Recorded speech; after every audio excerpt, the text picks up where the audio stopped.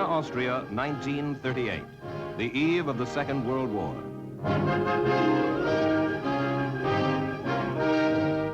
Adolf Hitler holds the power of life and death in this city.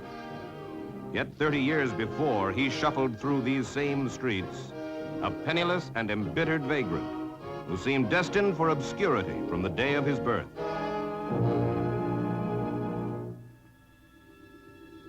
Adolf Hitler is born on April 20, 1889 in Braunau, an Austrian town on the German border.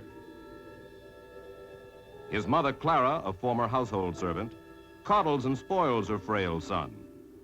Under her influence, he becomes a choir boy at a Benedictine monastery. And young Adolf even talks about becoming a monk. Hitler's father, a customs official, is cold and domineering. When he hears that Adolf wants to study art, he snarls, "An artist? Never as long as I live."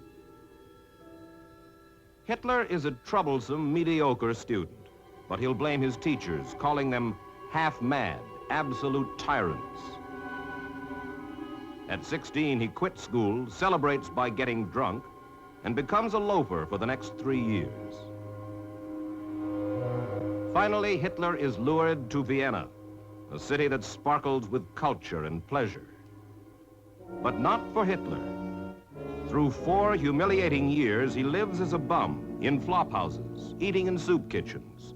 While wandering the streets, he complains, "Hunger is my faithful bodyguard." He paints amateurish pictures and wallows in self-pity because he can't sell them. And then suddenly there comes what he calls his deliverance. Standing in a huge crowd, Hitler hears the official declaration of World War I. And he says later, "I sank down on my knees and thanked heaven."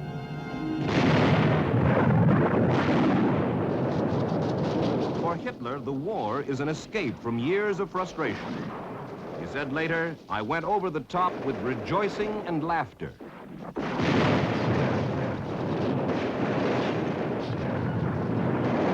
As a soldier, he revels in the carnage. He recovers in a hospital after being wounded, and he is awarded the Iron Cross for bravery. But his fellow soldiers despise him for his twisted love of war.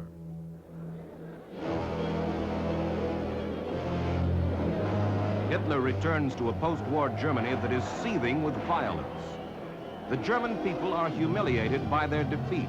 Riots and revolts flare as communist, socialist, and reactionary groups clash for power.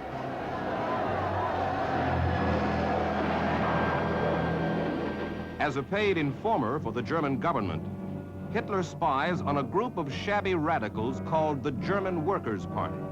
But instead of informing on the group, he joins it. Hitler finds an excitement in revolutionary scheming that makes up for the hollowness of his own life. Hitler is ruthless, a fiery street corner agitator, and he soon takes command of the party. Its name is changed to the National Socialist, or Nazi Party, and its program is designed to lure the disgruntled lower classes. "Take from the rich," Hitler says, "and help the poor. We must build a strong new Germany," he tells a defeated nation. When he speaks or writes, he is obsessed with words like eternal struggle, mastery, war, and blood. To be a leader means to sway the masses, he says, and I have no equal in swaying the masses. He organizes a gang of street brawlers, bullies, and misfits as his own private army, the Brown Shirts. Their job, to crack skulls, to terrorize political opponents. With these stormtroopers, Hitler becomes a minor but dangerous political figure in Germany. This new sense of power intoxicates Hitler. An incredible scheme begins to take shape in his mind. Although he has only a few thousand followers, he vows that he will personally overthrow the government. He will become dictator of all Germany. In 1923, after a political meeting in a beer hall, Hitler leads his stormtroopers through the streets of Munich. The national revolution has begun, he declares. But a detachment of 100 policemen breaks up the march, and the fiasco, the Munich Putsch, ends in Hitler's arrest. The would-be dictator is tried for treason. He is convicted and sentenced to 5 years in prison. But through political influence, he serves only 8 months in jail, in a private cell. And he writes a strange book called Mein Kampf, My Struggle, which is published after his release. It's a mixture of crackpot history, anti-Semitism, and his own fantastic scheme to rule not only Germany, but all of Europe. But at first, nobody pays attention to Mein Kampf. Hitler himself is looked upon as something of a national joke. For the time being, Germany is in no mood for a political hoodlum with a Charlie Chaplin mustache. But Hitler is determined to carry out his extraordinary plan, and he goes about the task of rebuilding the Nazi Party. His brown shirts are a special haven for deviants, thieves, blackmailers, and murderers. They are his hard core. But in time, Hitler begins to lure thousands of followers. He promises to restore Germany's greatness, to build a mighty army. Only force rules, he says. Struggle is the father of all things. Virtue lies in blood. In the eyes of these people, Adolf Hitler is becoming a man of destiny. And as each day passes, he feels that the power he craves is nearly within his grasp.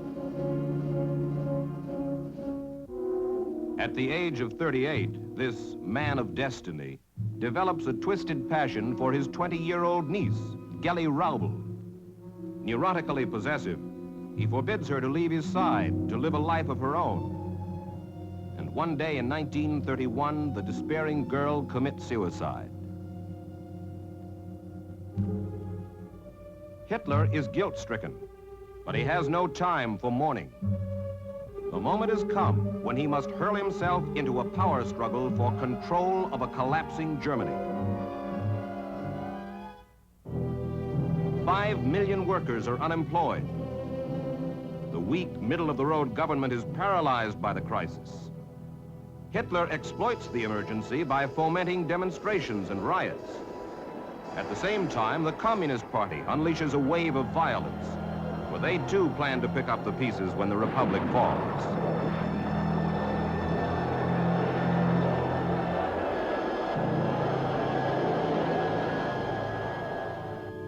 Hindenburg, the president of the Republic, is 84 years old.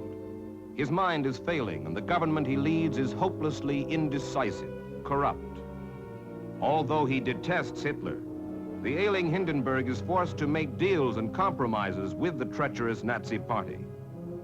After meeting with Hindenburg and his representatives, Hitler boasts, "Now I have them in my pocket."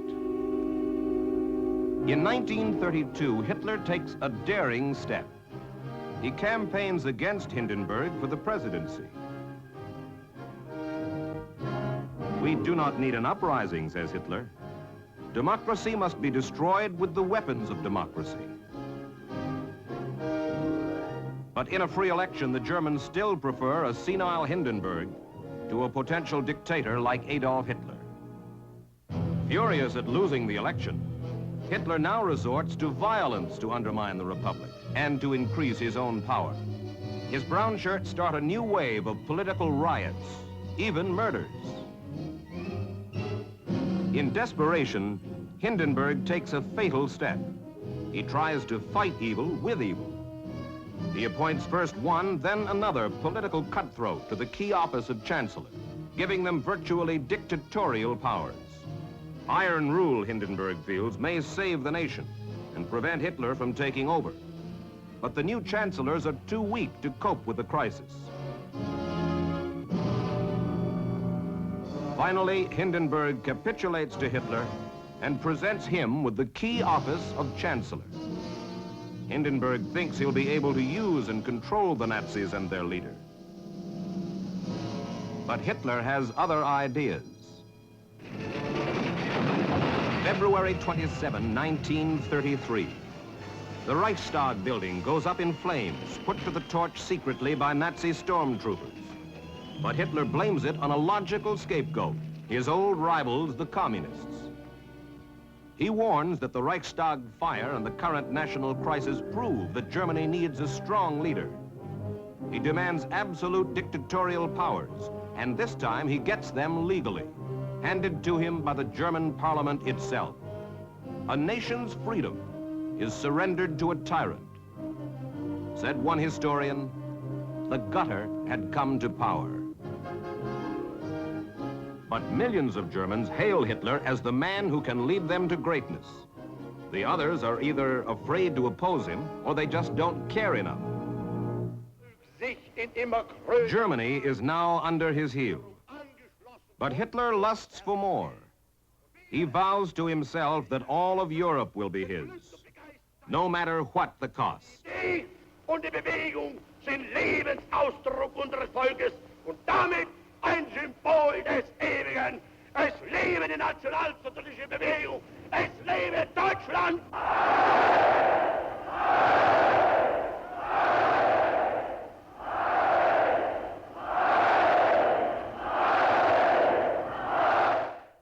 Diese Zukunft restlos uns gehört.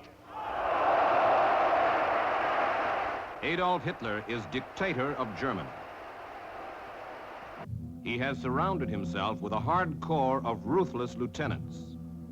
Hermann Goering, a former drug addict, will become economic dictator of Germany and head of the Air Force, the Luftwaffe. Goering is an intimate of industrialists and aristocrats, but he prefers the company of Hitler's street brawlers. Propaganda minister and professional anti-Semite Joseph Goebbels. In his earlier days, a frustrated writer and socialist agitator, he has attached himself to Hitler's coattails. Goebbels once said, "Adolf Hitler, I love you because you are both great and simple. These are the characteristics of the genius." Rudolf Hess, Hitler's right-hand man. He is a former street thug who fancies himself a deep thinker. The ideal leader, says Hess, is a man who does not shrink before bloodshed, who can trample people with the boots of a grenadier. With such men, Hitler sets to work.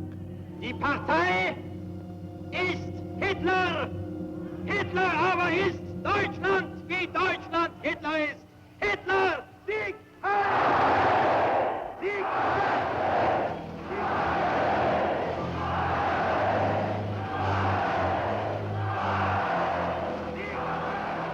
Books must be burned because ideas are dangerous.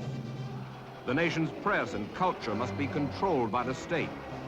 All other political parties must be stamped out.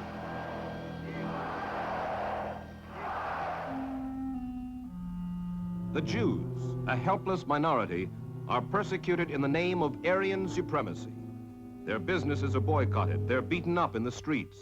They're driven out of public and professional life. Germany is becoming a nightmare state.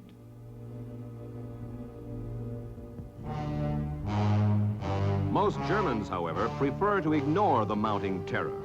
Adolf Hitler is giving them what they want. He says he is a friend of the poor.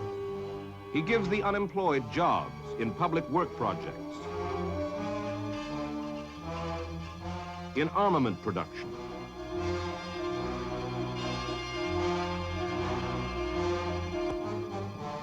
It is true Hitler has smashed the trade unions and wages are controlled, but the working man now has economic security, and he complacently surrenders his freedom. The industrialists embrace Hitler because they've been promised, and now they get enormous profits from building the Nazi war machine. Germany enjoys good times. Few Germans seem to care that they have joined ranks behind a political gangster who is now ready to set up his move on Europe. March 7, 1936. A small Nazi force marches into the industrial Rhineland, which had been demilitarized by the Versailles Treaty. This could be a suicidal bluff for Hitler. He knows that the French and British are not only strong enough to stop him, They could easily crush him and his entire Third Reich. But just as Hitler expected, his troops meet no resistance. The French and British are unwilling to risk war, a war they could easily have won. Elated by his Rhineland success, Hitler meets with Benito Mussolini, the dictator of Italy. He convinces Mussolini that together they can embark on daring military adventures and share in the spoils of war. With Italy as an ally, Hitler is ready to plot his next move. In the winter of 1937, Adolf Hitler holds a secret conference with his high command. He announces his decision to march on Europe. His generals are stunned. They warn that Germany is still too weak, that Britain and France can easily smash the German army. But Hitler can no longer control his ambition. March 13, 1938. Hitler's armies sweep through a helpless Austria. Once again, Britain and France do nothing.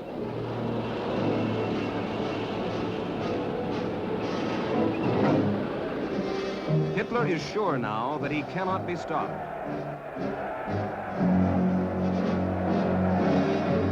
He makes a triumphant entry into Vienna, the city where he'd been a failure 30 years before. He is settling an old score.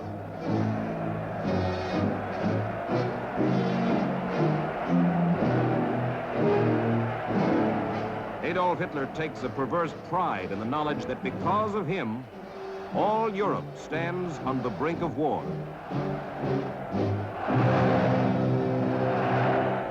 Munich, September 29, 1938. England and France desperately try to keep the peace. Britain's Prime Minister Neville Chamberlain and French Premier Edouard Daladier have come to meet with Hitler and Mussolini. Hitler demands that he be given the Sudetenland, almost 1/4 of Czechoslovakia. Or, he warns, there will be war. Chamberlain wants to avert conflict at all costs. And he climaxes the long months of appeasement by throwing Czechoslovakia to the wolves.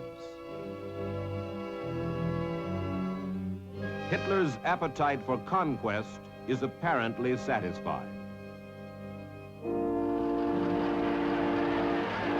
Chamberlain returns to London without knowing that Hitler privately calls him a little worm. Chamberlain tells his nation and the world, "My good friends, there has come back from Germany to Downing Street peace with honor. I believe it is peace in our time." Yesterday afternoon, I had a long talk with Herr Hitler. It was a frank talk, but it was a friendly one. And I feel satisfied now that each of us fully understands what is in the mind of the other. The settlement of the Czechoslovakian problem, which has now been achieved,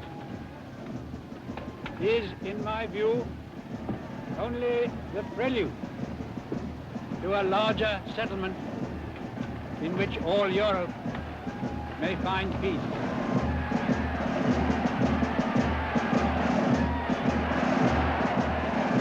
A dreadful darkness, however, is swiftly descending on Europe.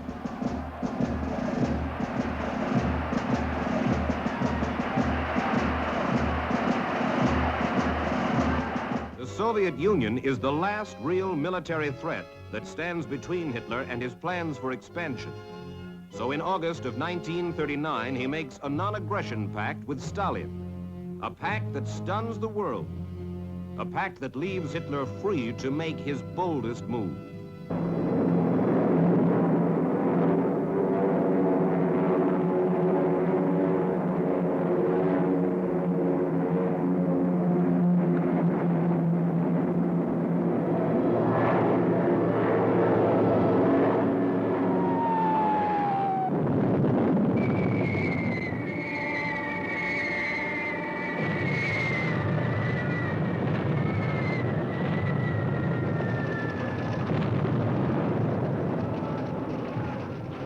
German blitzkrieg smashes through Poland. This is the beginning of the most terrible war in history.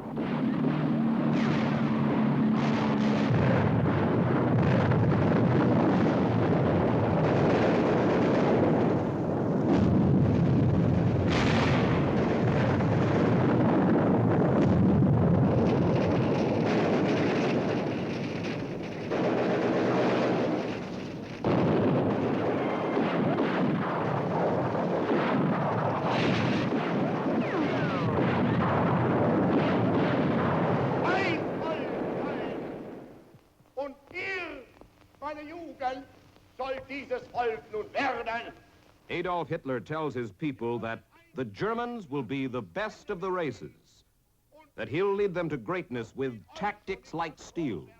The Third Reich, he says, will last for 1,000 years. Und ihr müsst euch schon dafür erziehen. Adolf Hitler is committed now to a desperate course. Either he must conquer all of Europe, or he and the Third Reich will be destroyed. Ein Friedleben und aber auch tapferes. Und ihr müsst friedfertig sein.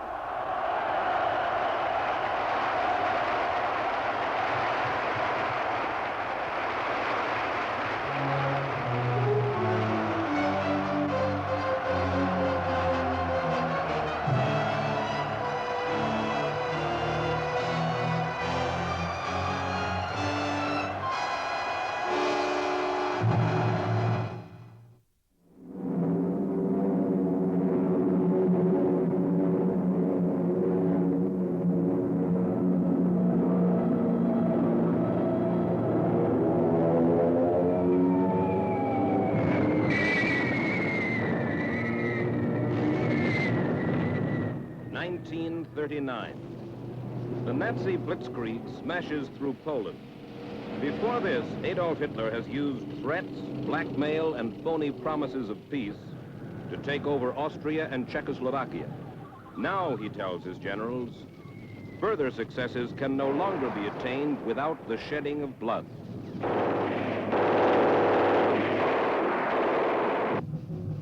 Hitler meets with his high command after the swift fall of Poland.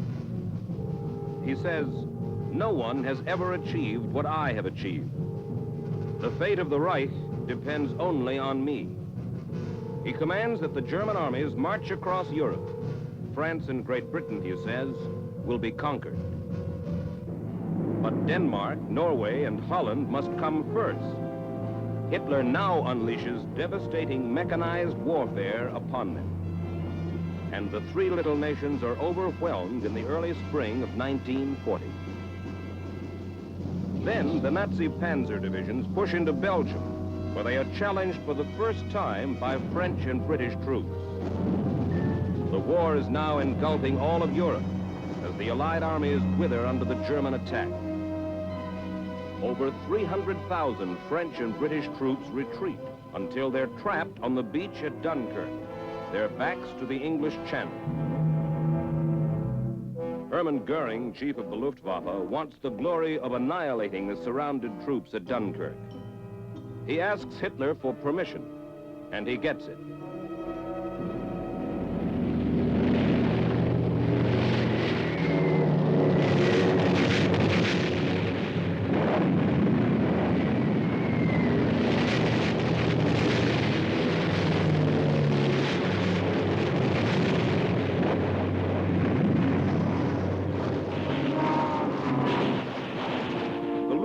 However, fails in its job. Despite merciless bombing, the enemy is able to escape by sea. But France, riddled with defeatism, surrenders almost as quickly as Poland and Norway. This is springtime in Paris in 1940.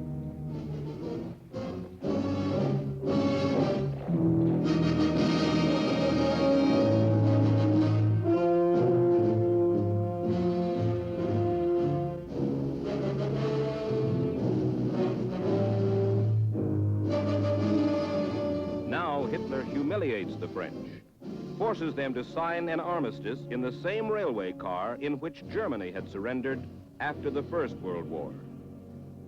This scene was witnessed personally by a correspondent, William L. Shirer.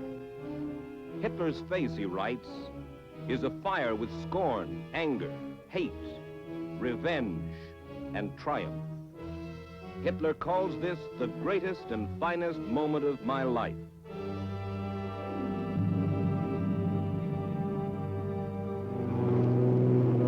Hitler again turns to his Luftwaffe, orders his Air Force to bring Great Britain to her knees.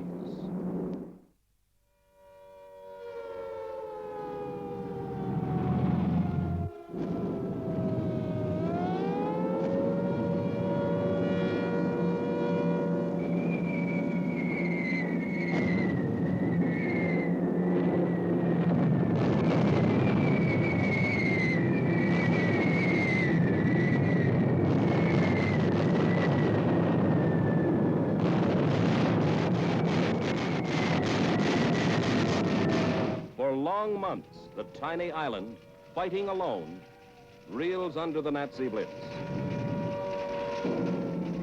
But then the tide turns in the Battle of Britain.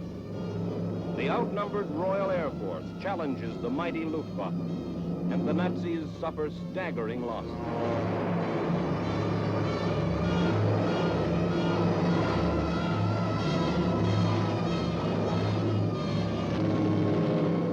The RAF saves Britain. Winston Churchill says, "Never in the field of human conflict was so much owed by so many to so few." Adolf Hitler is accustomed to quick victories. He decides the conquest of Great Britain can wait. Instead, he will turn to the east. He will break his non-aggression pact with the Soviet Union and invade Russia with what he calls unprecedented, unmerciful, and unrelenting harshness. The world, declares Hitler, will hold its breath.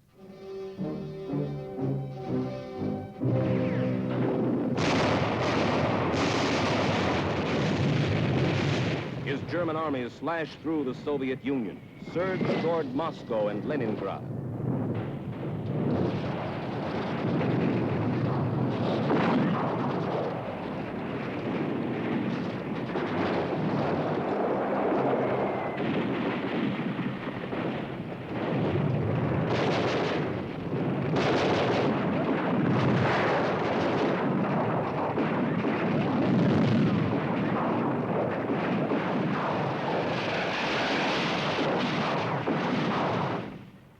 This year, boasts Field Marshal Goering, between 20 and 30 million persons will die of hunger in Russia.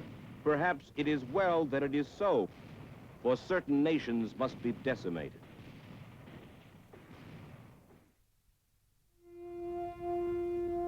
This is Berchtesgaden, a mountain retreat in the Bavarian Alps, where Adolf Hitler escapes the savagery of war and spends tranquil interludes with his mistress, Eva Braun. She had been a shop girl when Hitler met her during his early rise to power. Few people in Germany know anything about her, for Hitler hides her from the public. When Hitler is away, she divides her time between her two main interests, popular novels and physical culture.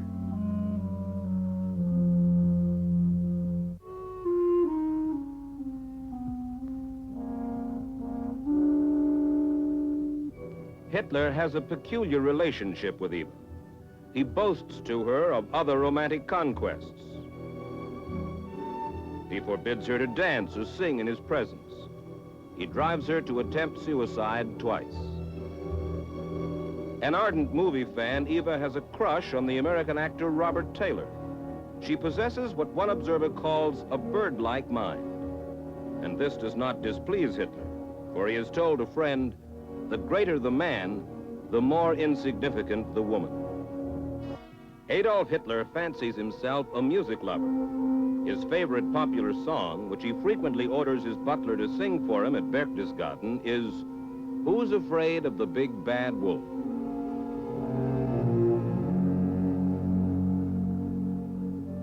Hitler and Eva are sometimes joined here by Eva's parents and by her sister Gretel. Years before, Eva's father, a school teacher, had objected to her relationship with Hitler. Eva is such a nice, sweet girl, he complained. Why did she go off and hand herself to that ogre? But now, as Hitler's armies overrun Europe, Herr Braun enjoys the Führer's hospitality. The battle on the Russian front permits the Führer little time for the pleasures of Berchtesgaden. The Japanese attacked Pearl Harbor, and this news staggers Hitler. He had hoped to keep the powerful United States out of the war for at least another year. Now, Hitler has no choice.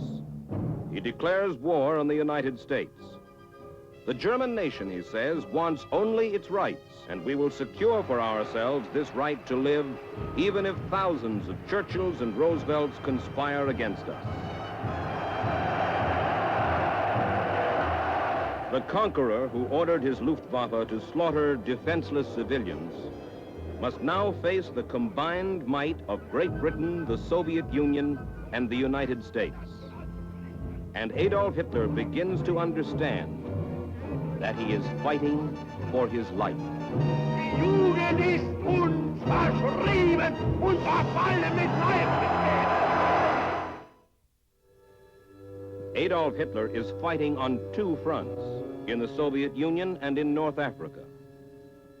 The pressures of war have begun to take their toll. His hair is turning gray.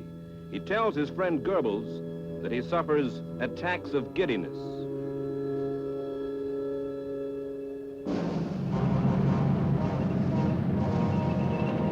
Hitler is worried about the North African campaign. General Rommel's Africa Corps had been scoring brilliant victories. But now the Desert Fox is in trouble. He's running short on weapons and supplies. And Hitler, in a fatal blunder, refuses to send more. Rommel wants to retreat, but Hitler issues an order. You can show your troops, he says, no other way than that which leads to victory or to death.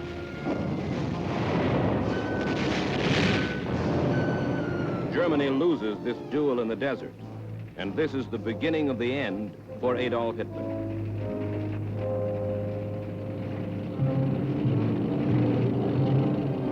Hitler's next disaster comes at Stalingrad.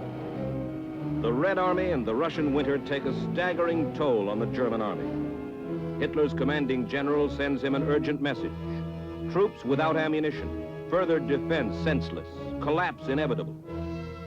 But Hitler replies from his headquarters in Germany, surrender is forbidden. Hold positions to the last man.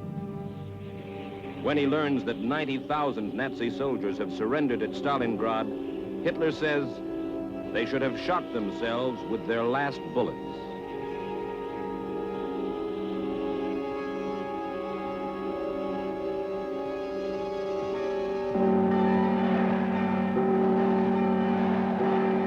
American troops liberate Rome in June of 1944 after invading what is called the soft underbelly of Europe.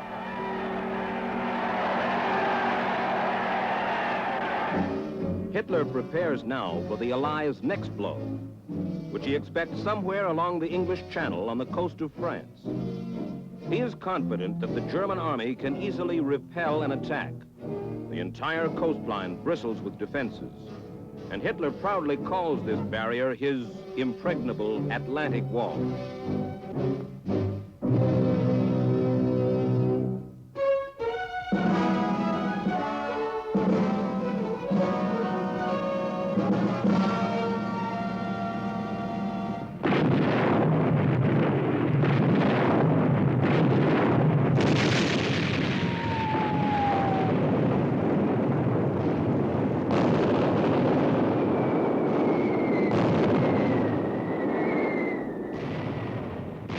D-Day, the 6th of June, 1944, the invasion at Normandy.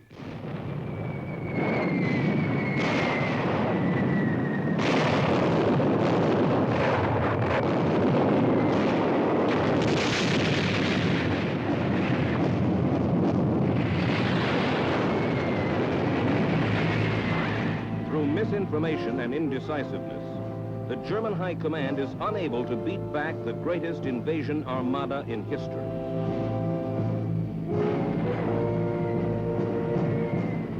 In the middle of that fateful day, Hitler, at Berchtesgaden, is given a briefing on the invasion. He issues a ludicrous command. The invaders, he says, must be driven into the sea not later than tonight. But in the days that follow, more than 300,000 Allied troops come ashore.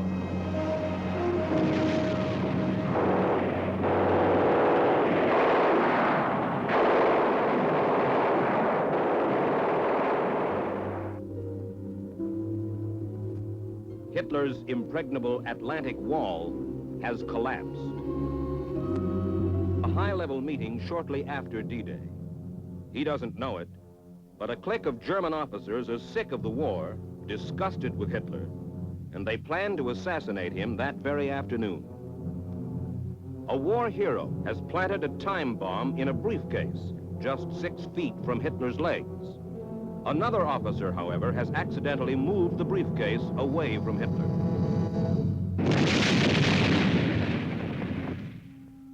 Most of the officers in the room are killed or badly wounded in the blast.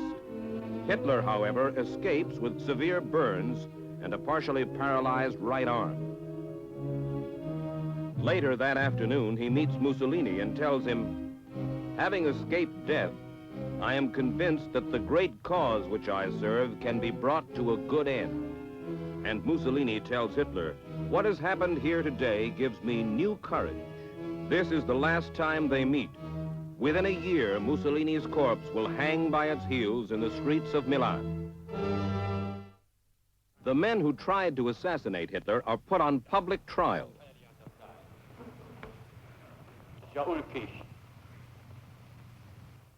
They are tormented by the prosecutor, by their own defense attorneys, and even by the judge, who will be described later as a vile, vituperative maniac. Feines Früchtchen. Ja, feines Früchtchen. Sie haben gewartet, bis man die Dienstverpflichteten. Und zwar, wo sind Sie hingegangen? Chemische Erzeugung, haben keine Ahnung von Chemie. Werden Sie lieber eine Knarre in die Hand genommen, wäre ich auf dumme Gedanken gekommen. Aber natürlich, Sie haben ja bestätigt, dass Sie KV sind.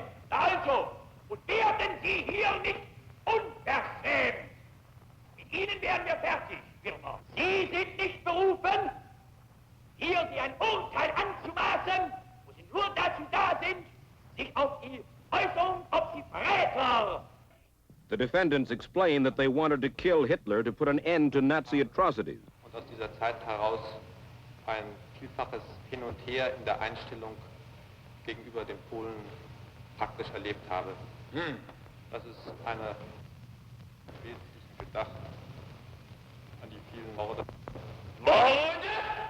Don't get arrogant, says the judge. We'll do away with your kind. Ja, also OKH, sagen wir auch weiter. The judge calls them tramps and traitors. Hitler orders that the conspirators be hanged like cattle by piano wire attached to meat hooks.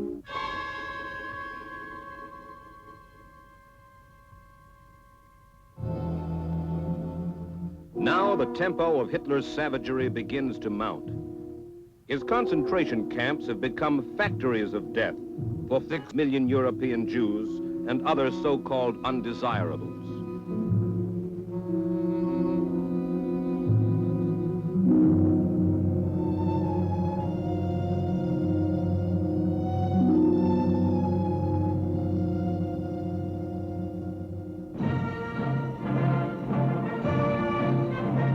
Most of the German people are callous to the carnage going on in their midst. They join Hitler in celebrating his 55th birthday in 1944. Most of them will follow him blindly until the very end. The Allied armies are closing in on Hitler's Third Reich. The British and Americans from the west, the Russians from the east. Hitler is trapped.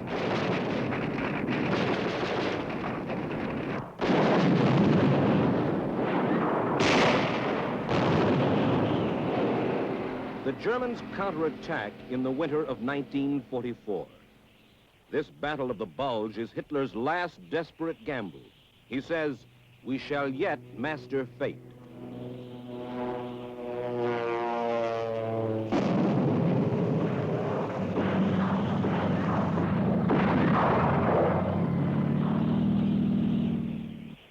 But his last gamble fails. The Allied armies push across the Rhine and into Germany.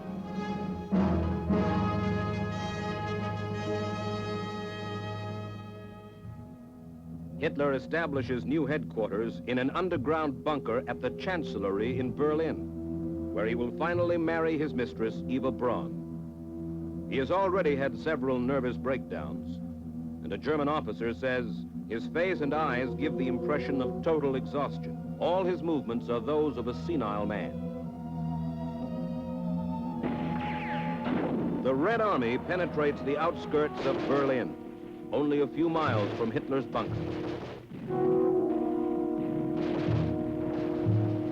Below ground, Hitler writes his last will and testament. Then the Fuhrer reflects on all he has done and calls it a glorious and heroic struggle.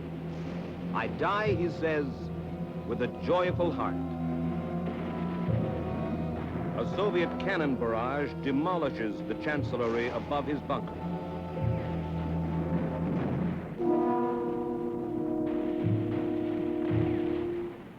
The next day, Russian troops press to within a block of Hitler's bunker.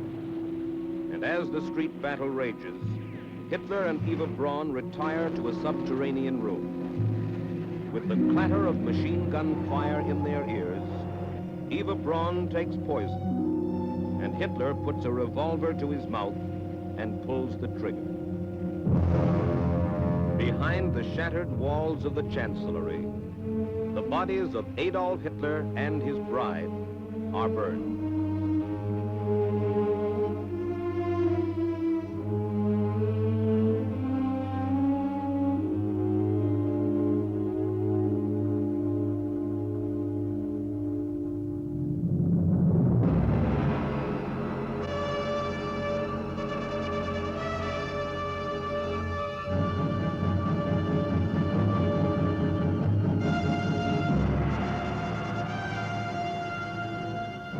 During the early days when Hitler embarked on his murderous career, his cohort Joseph Goebbels made a prediction. Once we have the power, he said, we will never give it up. They will have to carry away our dead bodies. Joseph Goebbels was right.